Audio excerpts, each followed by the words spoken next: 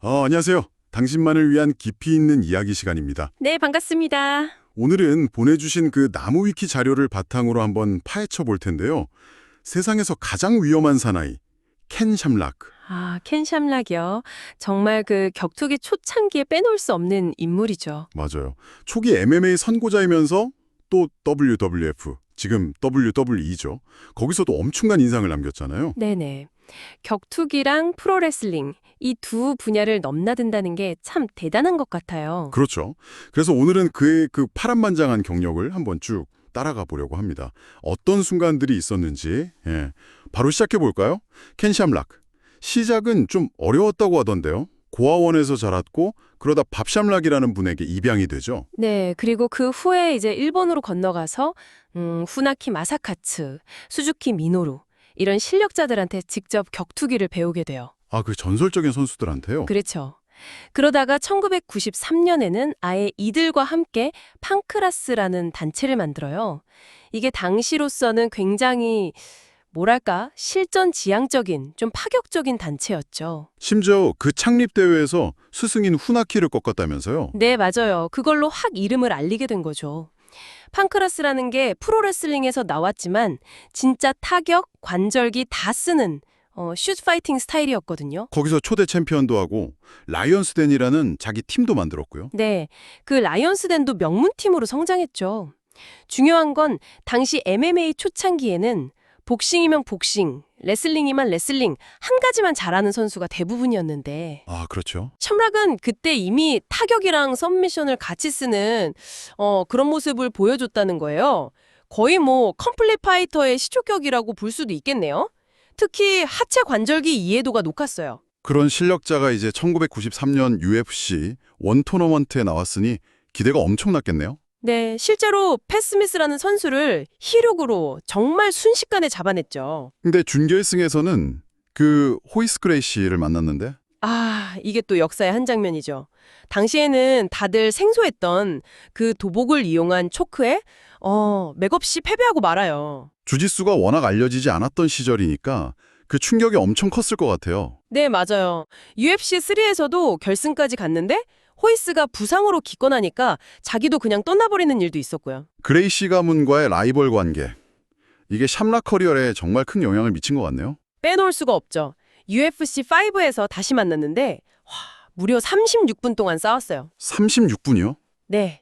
근데 이게 또 샴락이 너무 방어적으로만 하니까 경기가 지루하다 이런 비판도 좀 받았죠.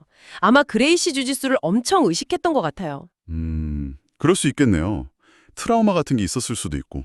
네. 그래도 결국 나중에 댄세번을 잡고 UFC 초대 슈퍼사이트 챔피언이 되면서 자신의 강함을 다시 한번 증명하긴 했습니다. 그렇게 UFC에서 자리를 잡았는데 근데 당시 UFC가 재정적으로 좀 힘들었다고요? 네, 맞아요. 90년대 후반에 좀 위기였죠. 그래서였을까요? 샴락이 갑자기 프로레슬링, WWF로 이적을 합니다. 이건 진짜 의외였어요. 그렇죠. 많은 격투기 팬들이 좀 놀랐죠. 레슬매니아 13 특별 심판으로 딱 등장하는데 임팩트가 상당했습니다. 세상에서 가장 위험한 사나이라는 캐릭터랑 그 실제 MMA 파이터라는 배경, WWF가 이걸 잘 써먹은 것 같아요. 네, 아주 잘 활용했죠.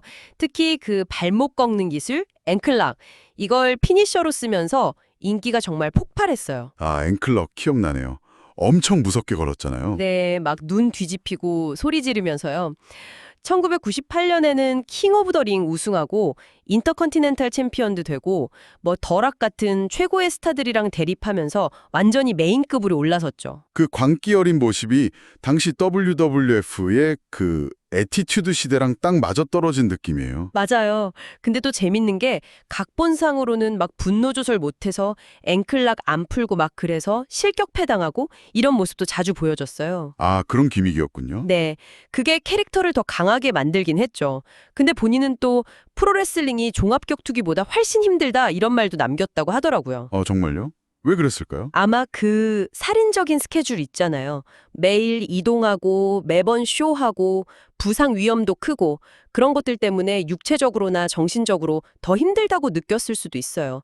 단순 경기 시간만이 아니라요. 그렇군요. 그러다가 2000년대 들어서 다시 MMA로 돌아오죠? 네, 일본 프라이드 부대로 복귀를 합니다. 초반에는 좀 이겼는데 이후로는 좀 하락세였죠. 돈 프라에 리치 프랭클린 같은 강자들한테 지고 특히 티토 오티즈한테는 3번이나 졌다고요? 아, 네. 그 티토 오티즈와의 악연은 정말 그의 커리어 후반부를 거의 장식하다시피 했죠. 사쿠라바 카주시한테도 졌고요. 이게 단순히 나이 때문만은 아니라고? 그렇죠. 물론 노쇠화도 있었겠지만 그가 잠시 프로레슬링에 가 있는 동안 MMA라는 스포츠 자체가 엄청나게 발전을 해버린 거예요. 아, 어떤 식으로요? 예전에는 타격과 그래플러 이렇게 나뉘었다면 이제는 타격, 레슬링, 주짓수 다 잘하는 소위 말하는 웰라운더들이 대세가 된 거죠. 샴락의 그 슛 파이팅 기반 스타일이 조금씩 경쟁력을 잃어간 거예요. 시대의 흐름을 따라가지 못한 건가요? 좀 그런 면이 있죠. 아이러니하게도 그의 동생 프랭크 샴락이 바로 그런 컴플리트 파이터 시대를 여는데 아주 중요한 역할을 했거든요. 와, 형제인데도 가는 길이 달랐네요. 네, 좀 안타까운 부분이죠. 그래도 대단한 건 50세가 넘어서도 계속 경기를 뛰었다는 점이에요.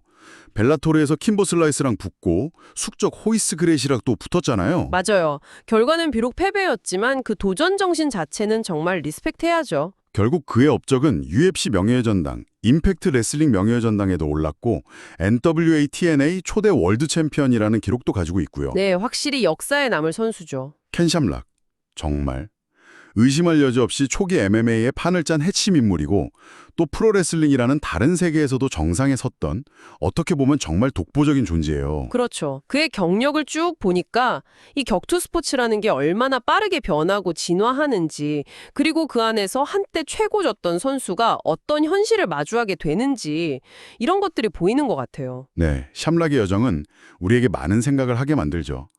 스포츠가 발전하면서 선구자들은 어떻게 적응해야 하는가, 그리고 또 언제 링을 떠나는 것이 현명한가, 이런 질문들이요. 세상에서 가장 위연한 사나이가 겪었던 그 후반기의 어려움들을 보면 우리가 어떤 전설적인 선수들을 기억할 때 맞아요. 어떻게 기억해야 할까? 그 선수의 가장 빛났던 전성기 모습만 기억해야 할까요? 아니면 성공과 실패, 그 모든 과정을 포함한 전체 여정으로 기억해야 할까요? 당신은 어떻게 생각하시나요?